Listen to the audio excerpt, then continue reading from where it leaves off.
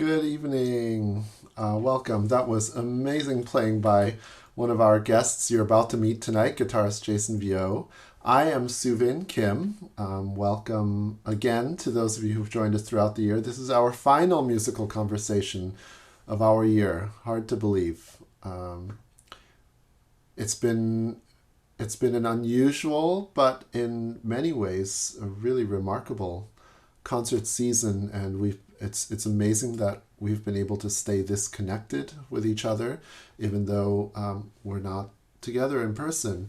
And we're definitely learning from this season about all the many ways we can be even more connected using things like Zoom, even after we return to the concert hall. So thank you for being part of this.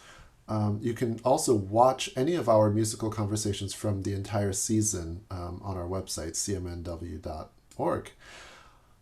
Next Saturday's concert premiere, also our final one of the season, before the summer festival, believe it or not, is a stunning solo recital by Jason Vieaux from Mechanics Hall in Worcester, Massachusetts. Jason, I'm very happy to say that I have long connections with both of our guests tonight. Jason and I were students together at the Cleveland Institute of Music once upon a time, where we had our first chance to play together at one of those events that often that creates great partnerships. Christmas party gig. Jason, you and I were in the corner by the Christmas tree. I think we were just making up songs for a while. And there you are, Jason. Welcome.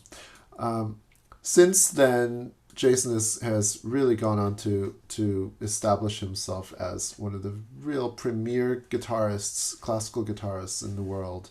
And there was a real wonderful moment when that was recognized a few years ago in 2015 when he got a Grammy for Best Instrumental Solo Album, beating out some real legends actually that year. So that was his album called Play. He's now on the faculty of the Cleveland Institute, our alma mater, and the Curtis Institute of Music. I refer to Jason often as the human jukebox. Jason can play basically any song in any genre, I'd say, for the last 100 years or so. That's what it feels like. There are very few people on earth from whom I've learned so much about music, styles, elements of music, as you were playing your rhythm, your unbelievable sense of rhythm. I've learned about the pocket from you. So it's so great to have you this week and also at the Summer Festival. Our other guest is composer Pierre Jalbert. And Pierre was born in New Hampshire, but also grew up in Vermont. And he, as a young student, played in the Vermont Youth Orchestra, which is also the youth orchestra that I grew up playing in. And I still remain very connected to them. Pierre, also incredibly distinguished career. He's on the hello Pierre, welcome. Hello. Pierre's joining us from Houston. I believe you are in Houston, right now, I am in Houston. where he's on faculty at Rice University, and he's received some of the biggest honors a composer today can be given, including the Rome Prize and a Guggenheim Fellowship, and I mean the list goes on and on. As I was thinking about this, Pierre, you're also, I think, yet another aspect. I mean, your music I love your music. It's brilliant. It's exciting. Your colors and atmospheres are very, very distinct. I mean, I know your music when I hear it. When I hear it on the radio, I know it, even if I never heard the piece. But also, the number of kind of different instrumental combinations that are so successful in your repertoire, that's not there. There are a lot of composers throughout history who were great composers for within like a string quartet idiom or symphonic idiom. Like Anton Bruckner, let's say. Bruckner is not known for his chamber music. incredible symphonic writer. Um, but as I was thinking about what pieces, that I've really enjoyed of yours, and they really run the entire gamut, and that's really amazing tribute, which is also why you definitely came to mind. You were the first composer that came to mind as we were talking about this project. So I invited Jason and Pierre together.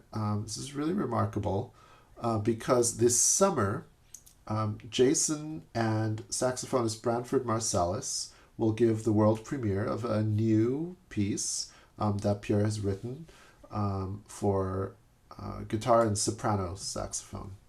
And so this is a wonderful chance to, first of all, meet the composer, which is always great, but also to try to glean a little bit of his interaction with Jason and how a piece is born and how it grows up.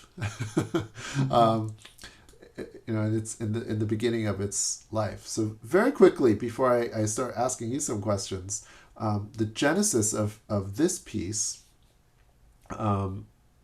directly came about. I was listening to a concert a couple of years ago, probably of Branford Marsalis's jazz quartet, and he was playing some song.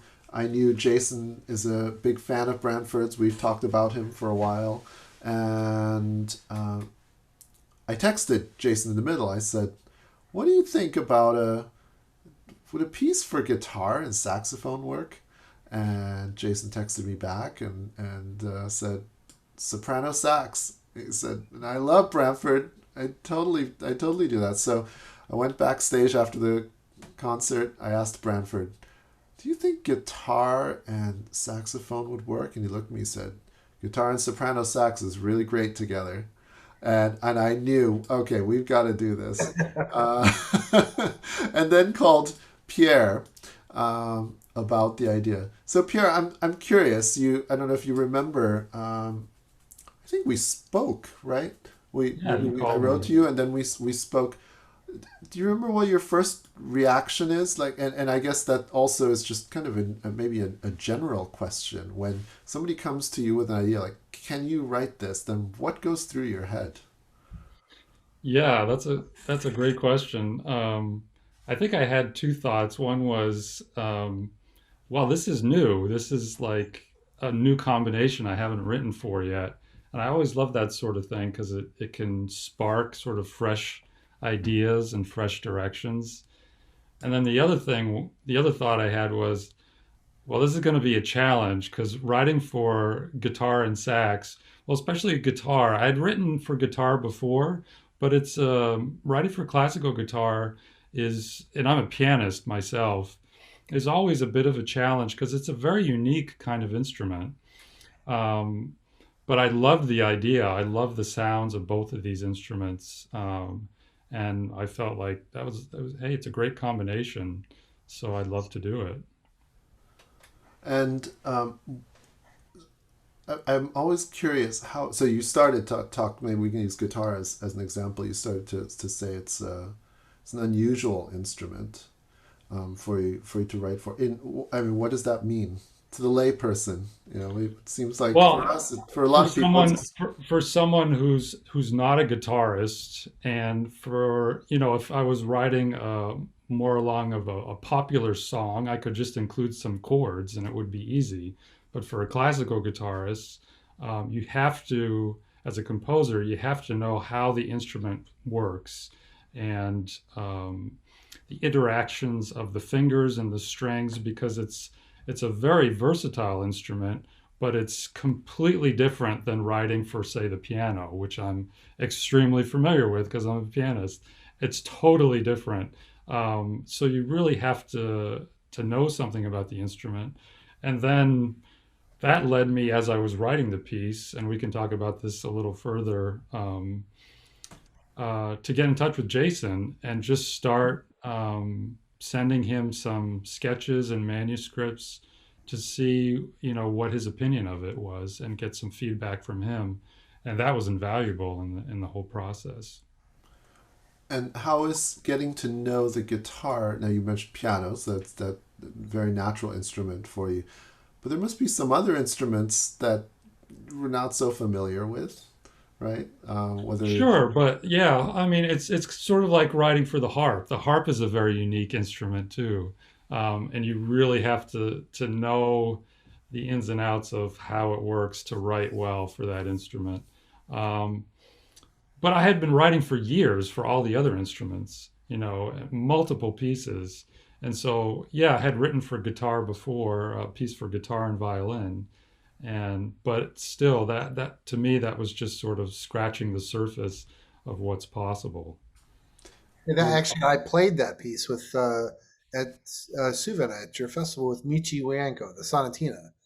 Yeah, that's right. I think Pierre was there too. Oh no, no, Pierre, you No, I were don't not think it there. was. Oh, Pierre, yeah. you were there for another for a piano trio different, yeah, concert. Yeah, yeah, yeah. different concert. Um, so, but yeah, my last question for Pierre, before we ask Jason some questions, is then how do you go about that? How do you learn what a you don't know much about the guitar or the harp, how it works?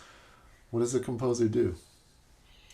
Well, I mean, like I said, I had written this other piece for guitar, so I was somewhat familiar with it, but I wanted to get even more familiar with it, so I listened and studied a lot of guitar music. And also read some treatises on guitar playing, um, how different kind of techniques work on the guitar. One of the movements of this piece, the second movement, involves a ton of guitar harmonics. These really sort of bell-like, pure high tones that require sort of a special technique to get them just right. And I wanted to know exactly what I was doing and what Jason what he would have to be doing to get all these right and to get it possible to do and to sound well. So it's those sorts of things that you look into as a composer. And so is it? It sounded like you were actually you were excited to be able to interact with Jason in in Absolutely, yeah. Whenever I write a piece, I like to think about it as a collaborative process as much as possible. So if I'm working on like with my violin concerto, which was a recent piece, I worked with the soloists on that, even Yeah. as I was writing the piece. And the same with this. It's always great to get feedback from the performers you're writing for. That's not always possible, depending on um, the circumstances of the piece or how well you know them. You may not know the performer at all, but um, I always like to have as much collaboration as possible. It always makes the final outcome that much better. So what was your first interaction then like?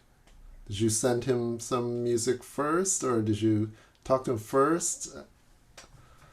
Yeah, we had emailed quite a while ago. I think when he played that first piece of mine, the sonatina, and so we had interacted that way before. So I just emailed him and I said, "Hey, can I send you some of these preliminary sketches, and you tell me what strikes you, what works well, what maybe needs to be looked at again." And it's great to get that instant feedback even before the first rehearsals. So Jason, what is that like when you um, start receiving these preliminary ideas? Oh, well, it's always helpful, of course, well before the rehearsals start, because with guitar and harp yeah, as Pierre said, harp is another one of those instruments. I think unless the composer plays them, it should be a collaborative process in the sense not of writing the notes or choosing the notes. I try to, of course, not you know I try to absolutely not direct or even suggest anything like that as much as possible, unless there's no other alternative to a particular musical situation. Um, So this was very typical, very smooth so far. I looked through all three movements, and I think it's the third one that actually seems pretty straightforward in a guitar sense, meaning like that it looks like everything is pretty, playable and with some practice. And it was really, I can't remember if it was the first or the second. Was it the first movement, Pierre? Or I said there's some things where we may want to kind of, as I kind of get under the hood of it, a little bit more over the next couple months, which I have to kind of schedule all that stuff in usually. Yeah, it was When, the first movement where some of yeah, the texture, just in a couple of spots, needed to be lightened up a little bit. yeah, in Uh, the textural thing, because and that's the thing. If sometimes sometimes to the non-guitarist, if they're writing for the guitar, it can look as though something is playable because they see even if they know the range of the guitar, and the guitar is basically like a grid in that sense. They often work from a kind of a diagram of the six strings and the 20 frets and such that are on there.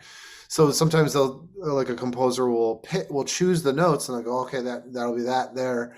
And the guitarist will look at that and say, okay, well, that seems like it will, it's kind of from the guitarist perspective, it's like, well, it seems like that could work. But really, when that's the whole thing. That's the gap between the non-guitarist and the guitarist. And that's Right. that's where the guitar player has to kind of help uh, uh, negotiate that a little bit. Bream was, very famously had Britain over to the house, or he would go over to his place, and Toru Takamitsu and William Walton and such, and they basically would basically hang out for a week and just work through the whole thing. and So I wanted to really create a piece that's not just playable for the guitar, but really idiomatic for the guitar that felt comfortable and that way sounds well, that makes it more guitar like and that's fun to play. Yeah, yeah. um, Jason, I was going to say you sometimes you have to remind the composer that you only have five fingers, not six, right? Well, and actually, in the left hand, you only really have four most of the time. Okay. Sometimes you can do the whole country guitar thing or jazz guitar thing of like putting the thumb over, but that really limits what the other four fingers can do. You have your nose. You can And the use the nose, nose. there's like the party. That's a party trick, the nose thing. Yeah, again, very limited options with the nose. But that's so interesting. You were saying I don't know if all of our audience understood when you were saying the grid. There's the so actually you mean like even visually looking at you playing the guitar, right? There's six strings like this Yeah, and like if you take if you take the neck, if you look at the neck as basically like a long rectangle, that's divided horizontally. If someone's playing the guitar basically like this, right, and the neck's at this angle, along this plane, you can divide that rectangle into six equal parts, and essentially the six strings, and then this way, more or less vertically, are the 20 about 20 frets. You got 19, really 19 that you can really use. do you And mind do you have your guitar handy there? yeah, so it's just looking over here. I could go grab it so you can Oh, see. that would be so great. Yeah, here it is. So this idea about, like, okay, like there was a texture. I'm starting to kind of remember it now because I haven't really looked at it since we talked about it, and I'll kind of adjust down so you can see. But there's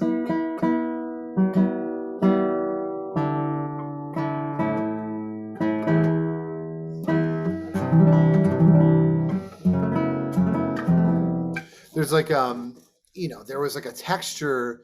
There was like an inner voice, right, Pierre? There's like a middle voice texture that was kind of sort of a circular type of thing.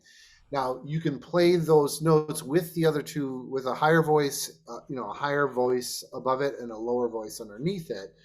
But then this question comes, like, sometimes the non-player of the guitar does not, so you have to kind of ask a lot of questions, like, do you want this voice to sustain underneath this other one, or because I can't sustain it if I'm going to change the note here. Like there's a lot of things that only an advanced guitarist actually would really to know to do. So you have to kind of get back to them and going, well, this is what it sounds like. Actually, over the next month, I'm going to be basically sending sound samples of like specific measures that I've already got marked, where I'm like, well, is this what you want? You know, this is the best that a guitarist is going to be able to do with this measure, you know, type of thing. So you have to kind of go back and forth just to make sure, because for my, you know, different guitarists throughout history have had different approaches to this. Like Segovia would sometimes just rewrite rewrite the music, you know, for Manuel Ponce or Joaquin Turina or you know, Mario Castello Tedesco, which some of the composers were cool with, and then some were like not so like, you know, not so comfortable with, right? My approach has been a little bit more on the Julian Bream side of things, to really try to capture or to help capture as much of the detail of what the composer is trying to get across from reading it off the score, right? Like, and you use your musical experience to gather that, and then you ask questions about. I ask a lot of questions about anything I'm not entirely sure of. I don't like to assume something or say, well, I'll just show up at the gig and then just do this, and then they'll just have to be okay with it. Like I usually like to check with the composer on all of those, any kind of questions that I might have. Pierre, But here's our grid. Sorry. oh So yeah, you can see it's like, you know, it's kind of, you can visually divide the guitar up into all these notes, and this is the lowest string here, and there's the highest one. Yeah, and what you're trying to keep in mind as a composer is trying to imagine their hand position, you know, and what's the open strings, and then, you know, what kind of voices and what kind of chords are comfortable and are possible, where you might want to use an open string so it's a little more reverberant, you know, things like that. So you're putting yourself as a composer a little bit in the performer's shoes and asking yourself, okay, is this going to be comfortable? So that's a lot of what the collaboration is about. And I just want to add that that's when, to me, I mean, I've done, dozens of world premieres over, I don't know, 25 or so years. And that's when the relationship works the best to me, is when, just like what Pierre just said, when the composer is trying to put themselves in the performer's shoes, right? And then the performer is trying to put themselves in the composer's shoes. When they're kind of really approaching it that way, to me, that's really like the best, you know, way to do it. I've rarely, it's happened. It happens. If you do enough premieres, as you know, Soovin, as you know, and Pierre, you probably you may have experienced this as well, but you get that kind of impasse where one is not budging and the other, you know, the other party is trying to kind of, you know, acquiesce a little bit, and then, like, you know, that has definitely happened, but very rarely. I've been fortunate that that's only very rarely happened. So. Pierre, have you ever had an experience where someone's trying to rewrite something in a way that, maybe, or let me ask another way. Have you ever been given suggestions from an instrumentalist about how to rewrite something that was very welcome? Very welcome by me. Yes. Yeah, yeah, absolutely. I'm trying to think. It's usually not so much of rewriting something, like rewriting the music, but making dynamic changes or technical changes. It's usually just a small little details that will make something go from awkward to sounding fine, you know, or sounding well. And you know, hopefully, if I've done my job well, that won't happen. Where But I think someone, that's part of the collaboration thing too of it. right, Is that sometimes the guitarist can really, again, a lot of it. Some of that does depend on the guitarist. In the case of writing for guitar, if they've had a lot of experience with a lot of pieces, a lot of repertoire, they can then, they're calling on that experience to sort of imagine. They can imagine then more accurately, I believe, what the composer is trying to get across. So they can show them even something that is a different solution to actually better get at what the composer, and then the composer hears something, they're like, oh, like sometimes, a lot of times those go, oh, that's it. I mean, that's when you play the first version and now you play this one, that's even better. Like whatever it's like, whatever it is you did, like, well, can you write, you'll write those changes in, and then and that's all fair game, I think. In the specific situation, you have to be careful because, like, you don't want to tread on that, on what they're trying to do. This is amazing. I'm so I find myself thinking about all these various composers. I mean, older dead composers as well, that whose music I play, and my relationship to them, and sometimes how I'm talking or screaming at them in my practice room. Thinking, why did you write it like this? I wish they were alive so I could ask them. But one of these composers is Brahms, and Brahms for violin, I gather for some other instruments as well, but for violin it's particularly just really physically awkward. It's the combination of what he's going for emotionally and then what it demands our body to do, and it tends to make violence very tight. And as Pierre, as you were saying earlier, something about wanting the performer to be more comfortable so that I'm assuming something deep within is able to come out. I'm going to come back to that question. They want their music to sound good, and they want the performer to sound well, and for it to be idiomatic for the instrument. You say Brahms. I was just thinking of this passage from one of his symphonies. We think of him as a great symphonic composer too, but part of this passage I was thinking of, even from his Fourth Symphony. When I sit down and I play it at the keyboard, I can imagine Brahms like playing it at the keyboard. It just looks so keyboardistic, parts of it, but he's just orchestrating it, for the orchestra. And so many composers are pianists, so we have to get beyond that, and sort of imagine ourselves. Imagine that particular instrument that we're writing for. I always find that's if I can get away from the piano and just compose in a quiet space, thinking about the instrument that I'm writing for, that's always helpful. The Fourth Symphony, Brahms' Fourth Symphony, amazingly difficult violin part, and there's a reason why it's on virtually every major orchestra audition. It's and it's not like most pieces. It's that movement of that piece that has a particularly difficult excerpt. A 20-bar excerpt or a 40-bar excerpt.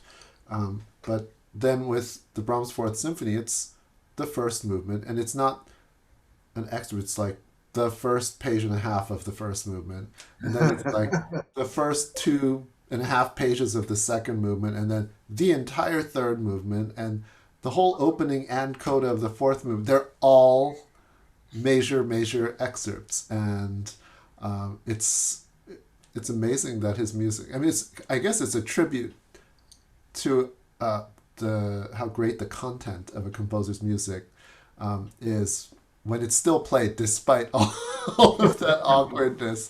But Joachim, to the relationship between Joseph Joachim, Brahms's closest friend for much of his life, the great violinist, and Brahms. I mean, it's famously one of the close performer-composer relationships. So where they both influenced each other so much. And we have the manuscript of we have one, thankfully, not final manuscript copy of the violin concerto, Brahms violin concerto, and has all these changes that Joachim wrote. I'm so curious. I mean, was Brahms sitting there right next to him when he did that, or were they doing it, did they send it by mail, or I don't know. to be a fly on the wall, right? In Yeah. a situation like Well, that. collaboration is so much easier now in that you can, if you don't have to live in the same city, you can do stuff by email. You can send out little recordings here and there, and makes it a lot easier. So, but now is this relationship? Brahms and Joachim were fortunate to find each other. Um, I think throughout life, there's relationships of Sir Brahms and Leon Fleischer, pianist. They've been, I think forever connected, right? Fleischer's interpretations of Brahms. Um, do you, Pierre? I know this is an impossible question to ask, but I'd like to ask these. Um, do you think that if Brahms were kind of like you, like most composers, if there's such a thing, would he have actually really um, enjoyed and really wanted to have a pianist like that, where it seems like they're really like soulmates? Would he have liked to have a pianist sitting there with him working on that music together? Yeah, I think um, it only makes the music easier to write and easier to make sound well when when you have the confidence to have that kind of collaboration. And you wonder, like, sometimes when you think about those collaborations throughout history, what pieces wouldn't have been written if there weren't those? Would would you have some of the concerti that we have without those? So I'm not so sure we would. um, so yeah, it's a interesting thing to think about. We have a lot of questions coming in, but I'm gonna one more, Pierre. Do you believe in? There are certain composers like Mozart. So I think it's very cliche. Many musicians like to say, "Well, you can't change a note. It's just perfection." Do you, as I think of you as a sculptor, um, do you believe in such a thing? With Mozart, probably yes, it's true. with, with most other composers, I wouldn't believe, I wouldn't subscribe to that. Um, yeah, I don't know. It's hard to answer that question. I'm one of those composers who has gone back and revised things where I wasn't satisfied. Though I try not to dwell on it. I like to move on to the next project, and I feel like when you make a statement, that's your statement at that time, unless there's something really bothering you about it that you can just fix. And very often, after the premiere, or after you sit with a piece for a little while, there are maybe certain tweaks you make, but they're usually not huge things. It's usually dynamics or timing issues. Something might just need a little more time here and there. Balance issues, those kinds of things. You make those kinds of revisions and adjustments. Um, but yeah, I don't like to think of music as, especially contemporary music, as set in stone. It's a living thing. That's what makes music so exciting. It's never the same with each performance, and everybody brings their own sort of ideas and visions to a piece. I mentioned earlier that I've learned so much over the years from working with Jason. Also, as you're saying all this, Pierre, I realized that I think I've learned more about interpreting composers like we're talking about Mozart and Brahms, composers we can't speak to in person. I've learned more about interpreting their music from working with living composers, and just finding out about your thought process as you are letting us know. And there was one I love watching composers revise their own music. because it gives you such a glimpse. I find, yes, we have all this that you wrote on the page for us to absorb, but when I watch a composer revise, I learn also so much more about what they wrote and how to interpret. And for a number of years, I was working on a piece by Sofia Gubadulina, and it was a piece that had been performed for about 20 years, I think. So it was not a new piece, but she was sitting there, and she was not communicating very well in English to us, but communicated quite clearly because she was just what she needed to. And there was something she was hearing, she didn't like it, and I thought it was something about the way we were playing it, and she'd ask us to play it again, and we'd play it, and she's just shaking her head. And finally, she just crossed out 3 measures, and she had us play it without just leaving those 3 measures out, and then it sounded better, and she was happier, and that was just amazing to me. What it told me was how musical she is, more than just perfectly, right, getting it perfect the first time, and also the willingness to revise at that point. So, the piece had been recorded, it had been published. It was very inspiring to see that. Let's get to some of the questions. Lot of them. Here's maybe a simpler one. Pierre, can you speak about the title of the work and the inspiration? Sure. The title of the piece is Sweet and Doleful Timbres. Sweet and Doleful Timbres. And, as I was writing the piece, I'm usually one of those composers who I can never think of a title until I'm done with the piece. But this particular one came up as I was writing it. And I think, to me, the 2 instruments, I was thinking of the soprano saxophone just has this certain sound, certain timbre, almost like a melancholy, and with the guitar too. And the first movement kind of reflects that the most, I think. So that's what I was thinking of as I was sort of in the middle of the piece. And then the second movement is kind of a little more experimental in a way. It uses a ton of guitar harmonics, these high sort of ethereal bell tones, with some lyrical sax writing. And then the last movement is sort of more rhythmic, aggressive, constant motion kind of thing, all the way to the end. So it's basically these 3 contrasting kinds of ideas. Would it be inappropriate if I asked for like sneak peeks of 1 measure from each movement or something like that? Jason, do you have? No, I have to decline on that because I haven't really. Yeah, I have the sketches and manuscript if you want to see that. Actually, Pierre, yeah, can you share your screen and show us a little bit of this? This is like work of art. I got a little glimpse of this earlier. Okay, let me. So I'll share 3 things. The first is a sketch. Can you all see that okay? Yeah.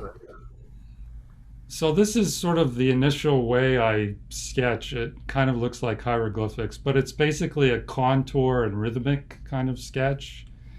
I remember sitting at an airport. I had a long layover, not on this piece, but during a writing of another piece, and I was doing a sketch like this, and a guy sitting next to me looked over at it, and he said, "Can I help you with that?"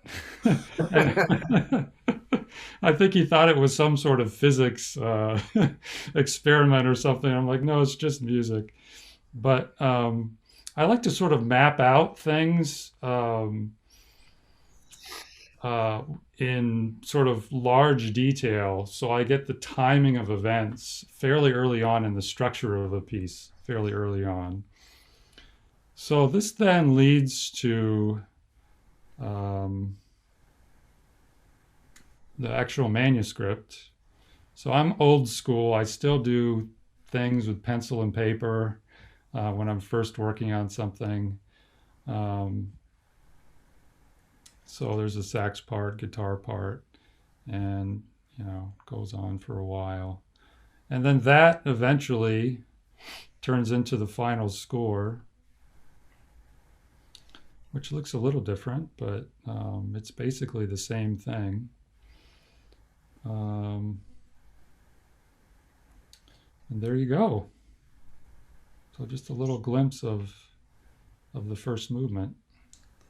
That's really beautiful. And I mean, your handwriting was so beautiful too. I kind of miss, when I was growing up before, no computer notation programs.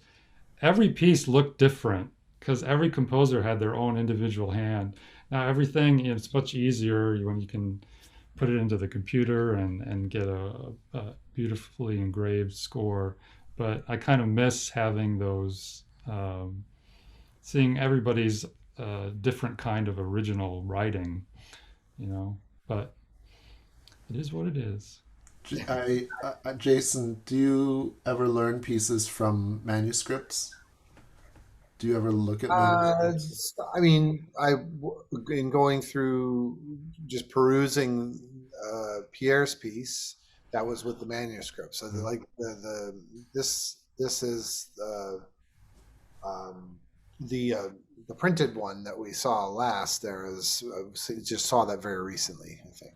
So um, I have actually. I'm just sort of trying to think. I mean, I know that I have. Um, Oh, there's a harp and guitar piece by Alan Hovanes, and that's all written out in score. So not only do you have to cut and paste your part, you're cutting and pasting from a handwritten score. So that gets it's a little hard to read. You know, I actually as the performer, I really I prefer having, of course, the technology and everything because it cuts down on the work time for it. So I just I wish that all composers wrote as beautifully as Pierre did. Then we could read. yeah, that was good. Pierre's is very easy to read compared. Oh, I've seen believe other. me, though, I appreciate the technology too because I would probably not be able to move my hand by this point in my life from just Yeah, having writing out all those notes. It's tough, and it makes the technology makes it so much easier to, to send things around, and it's quicker. But there's just something about seeing a composer's manuscript that I think tells you something about the composer too.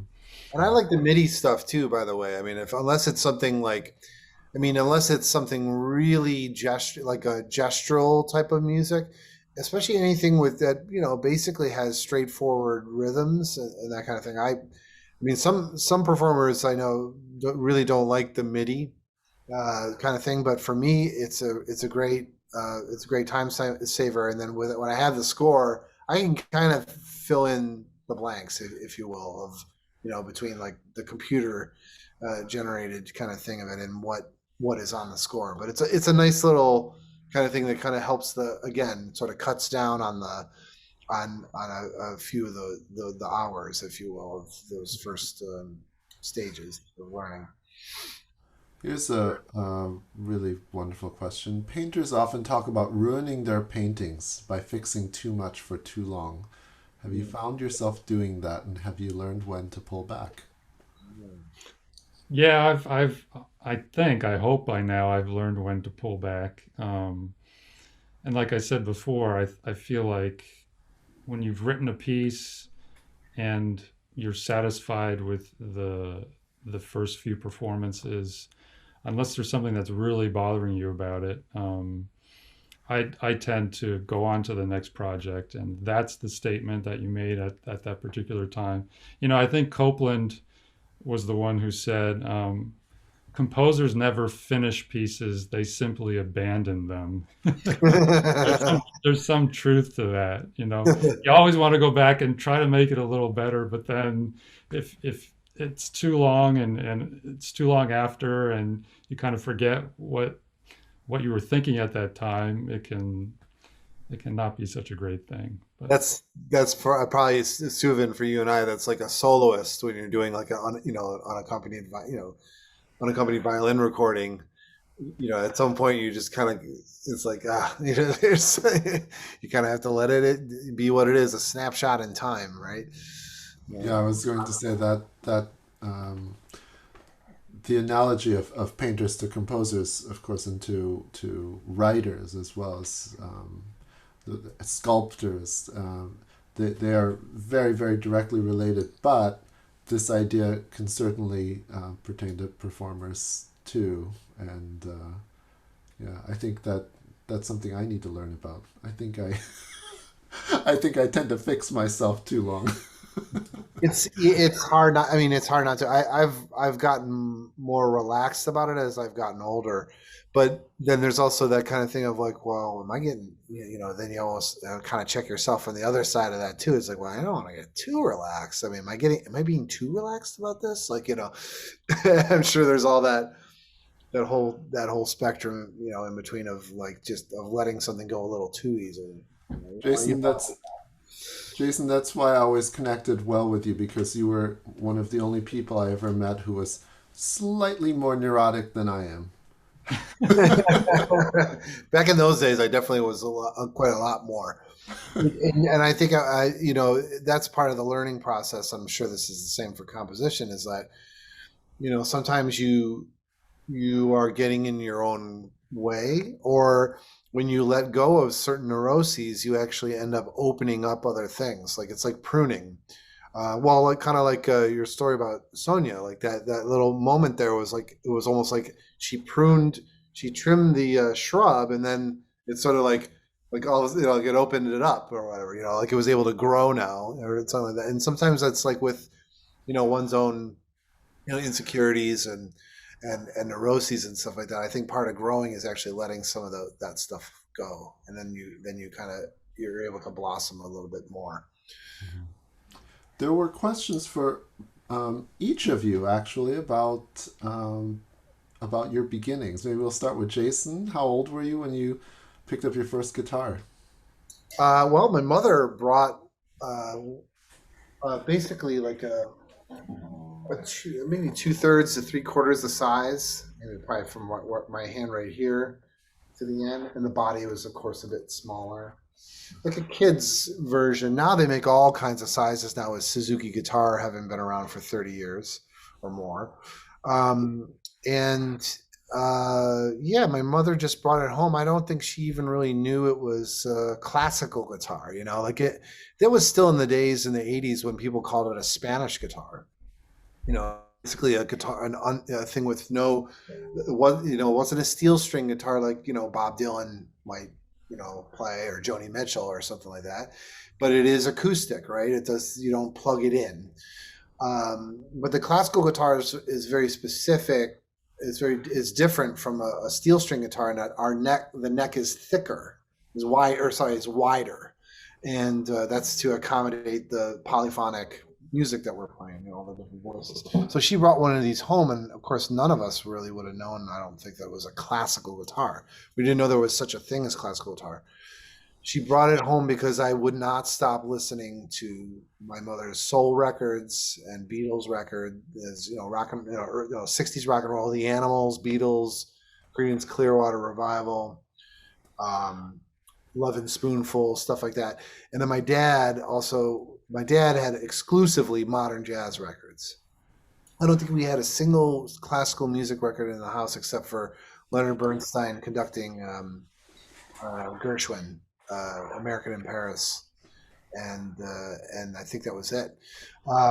So I started classical guitar because my mother then was working as a secretary for the library at my elementary school, and when I was 7.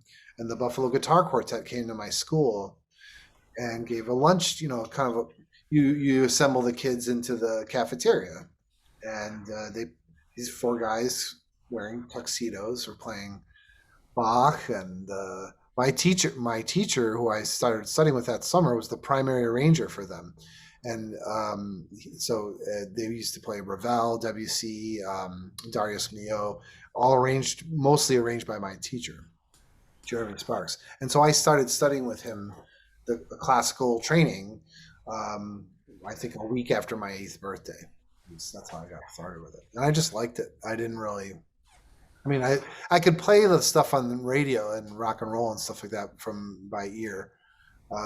Almost as soon as I started training classically, like my ear was probably, I think, ahead of my hands in that sense. Like once I started to get around on the instrument, I immediately was like picking things off, off the radio or records and stuff. And then, Pierre, what was your first composition that was performed publicly? Publicly, ooh, um, I think it was probably a piece for piano that I had written. I studied piano, started at a pretty young age, and in Vermont studied with this teacher throughout my formative years, Arlene Cleary there, and I think I started to show interest in composition, around age 11 or so, and she really encouraged that. Um, and so it had to be on one of her student recitals. Every year they'd give a concert, either at the end of the year or somewhere in the middle of the year, and I must have, I'm sure I played one on there. But my first large ensemble piece was actually, I took a piano piece I had written and arranged it for my middle school band. So, and I always remember that at the concert, I played it on the piano first, the piece, and then the band played the band version. Uh, so that was one of my first, large ensemble premieres, I guess. Do you remember your first commission? Oh, first commission, like a paid commission. I'm trying to think.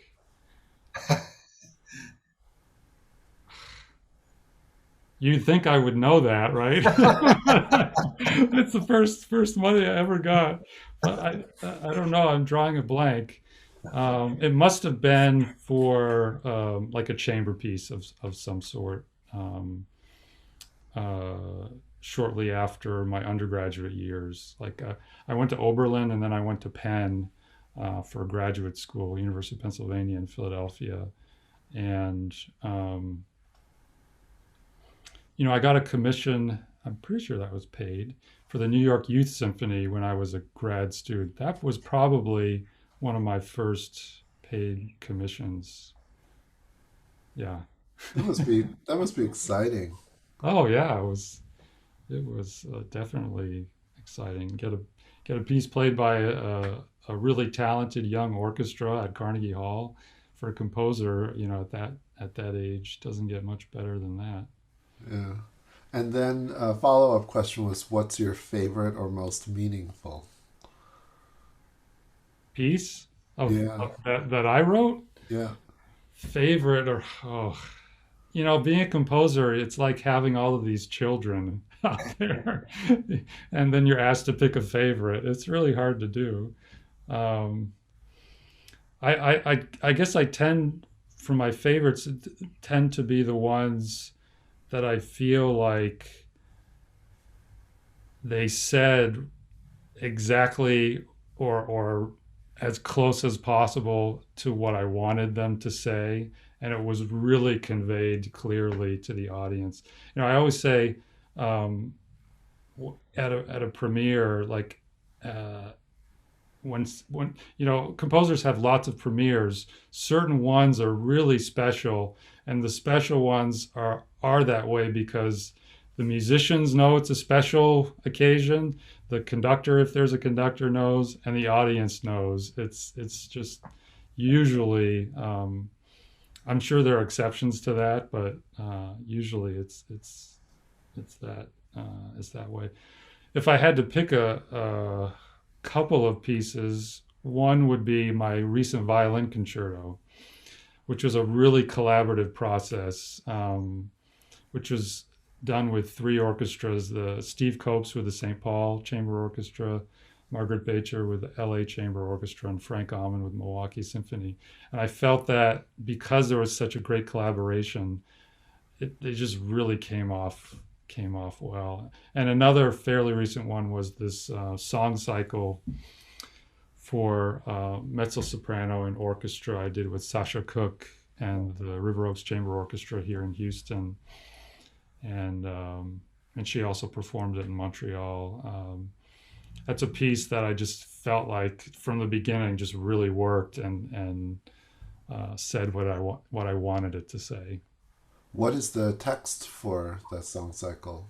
Well, the text is based on Walt Whitman and a few other American poets, and it's called From Dusk to Starry Night. Oh, can't wait to hear it, and the violin concerto too. For me, I've been very curious about it because I love your violin writing. Um, Pierre, I had another question. Have you ever been or do you ever, or have you been tempted to pull a piece off the shelves? I have pulled some pieces off the shelves, mostly like earlier stuff that I feel is not representative, um, and having sometimes composers, depending on whether the piece gets out there, like you can't pull it off the shelf anymore. I remember George Crumb, who I studied with at Penn, was one of my teachers there. Uh, we got to talking about his cello sonata, which is for solo cello, which is now like played throughout the world, and we just got to talking about it and like that, and he told me, well, Pierre, that's a student piece. And it's probably one of those pieces he wanted to pull because it's very Bartok influenced, but it kind of you can see his more mature style in the piece, but it's not fully formed yet. But it's still a great piece. I'm glad he didn't pull it off the shelf. Yeah, I mean, I like that about my favorite artists. When they don't pull things because you can really kind of hear the evolution. You hear more in those cases sometimes like they're more influenced. Their influences show a little bit more, and Mhm. to me that's like really one of the most exciting things about someone's a body of work actually is to see that progression and how that composer or artist or rock band or whatever, then they really sort of become themselves. They become like the influences become absorbed, and then they are really like their own entity. I think it's pretty Mhm. cool. But then, yeah, I would imagine as a composer, yeah, you want to throw some of the juvenile stuff away, I suppose. Brahms Absolutely. wasn't Brahms like a very famous like throw stuff in the fire kind of guy. I mean, he threw most of what he wrote. Sibelius too, yeah. Yeah. Um, Used to do that. Although it was towards the end, when he stopped writing, that he was throwing stuff away. Oh. And it was just very, um, very self-critical. Sibelius, we do have that. That's an example of where we have the early version. It's come out recently. Pierre, I don't know if you're aware of the early version of the violin concerto. Oh And no. yeah, it probably was allowed to be performed and recorded about 25 years ago or so. Mhm. And so here we have, I mean, and it was complete. I believe it was performed at the time as that, and then it was revised later. Um, and there is no comparison between the two. You would think. I mean, of course, it's the same material and there's the same personality, but in terms of skill level, it feels like this is it's kind of a work in progress. Just not the proportions. I was talking about how much I admire about your proportions. The proportions are just off. It just goes on and rambles um, and then what it ended up with was just perfect. I do think Spiel's Violin Concerto is one of the more, in terms of the proportions, one of the more perfect stories that he tells, and but it was just like he just left in, snipped the right things, changed the orchestration. One thing, there was one point, the timpani was playing something like eighth notes, and the violins is really kind of dull going up, and he changed it to a tremolo, and that made all just the difference. amazing, incredible to, and I mean it's such a huge difference for the listener, right? Actually, for the player too. You feel so bound, and then you feel free. Right. It was, so that's what I mean. I love watching. I love seeing how composers edit their own music. Maybe one last question I missed, Jason. It's for you. What's your take on adapting classical pieces for guitar? I'm assuming that is pieces that are written for another instrument. For other instruments, yeah. Well, I mean, I've done I mean, some of our some of our more lasting repertoire by, say, Isaac Albéniz. A lot of people think that those pieces are written for the guitar, like Asturias or Sevilla. Those are all piano works. Albéniz was a pianist. So there are some things that are very adaptable, and the guitar is very versatile in that way, in that you can adapt things to it. I'm not a big fan of. I mean, there have been a lot of attempts to take Mozart and Haydn solo piano, sonatas and stuff like that, and even Beethoven. Like, I mean, the Beethoven thing, I just don't really get on the guitar. To me, the guitar can't really. I think the heft of a lot of the music, just the sonic heft of what's happening on the piano, is not something that the guitar can really recreate in a live setting. And I'm very much like a live kind of player. But there have been definitely some very convincing examples of that. And the guitar also has its own repertoire that goes all the way back to the Renaissance. So I'm a little torn. I think what the guitar is really good at doing is taking things like a band kind of thing, like in jazz, like, something like an arrangement of "In a Sentimental Mood" that I did years ago by Duke Ellington. And I think if you can, you can get the bass player in there and like a pianist in the middle and the tune on top, and you get a little pocket going. The guitar is really good at that kind of thing. In that way, the guitar can be very similar to the piano in that it can do the whole thing. It can be the whole orchestra. It can be the whole band. So I like that. Doing things like that. Those are fun to do, and they're really fast. They happen. Been doing it for so long. Those kind of arrangements, but classical music. Pre-existing classical pieces. I don't know. I'm trying to even think if I've done that many, or if any of them. It's not an area I've been really interested in. But on your recital premiering this Saturday, you'll be doing the Bach. Oh, right, of course. Absolutely right. Yeah, I mean, to me, that stuff works very, very well. It's so funny. It's like that big elephant in the room in classical guitar. Is like, Bach, of course, is really kind of a staple of our repertoire, even though nothing is originally for the guitar. I know it's so. That's my guitar brain kind of functioning there. But Bach's music is so adaptable to like kind of anything, like the kazoo. I mean, practically like a kazoo band. I mean,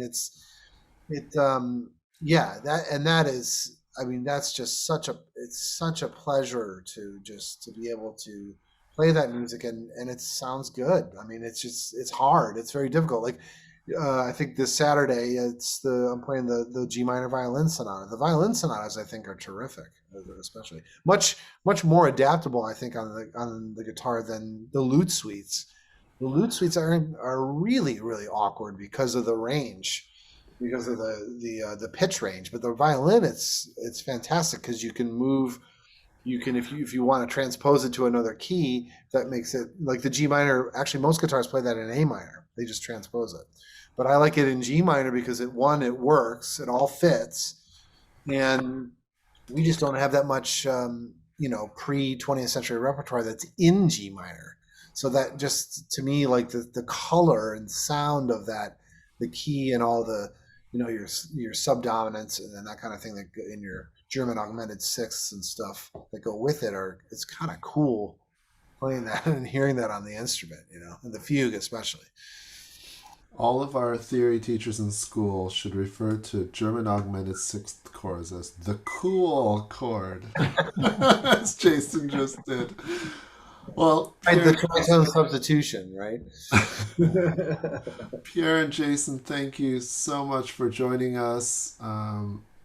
Pierre, we are the premiere of your piece this summer by Jason and Branford is really going to be one of the absolute highlights of a really exciting summer festival, and we look forward to seeing you in Portland and Thank you. Having this birthing, if you will. Absolutely. And Jason, I hope all of our attendees will tune into your performance. You're really in for a treat if you've never heard Jason in solo recital, and but it's also wonderful that we'll be able to see you again in just a couple of months.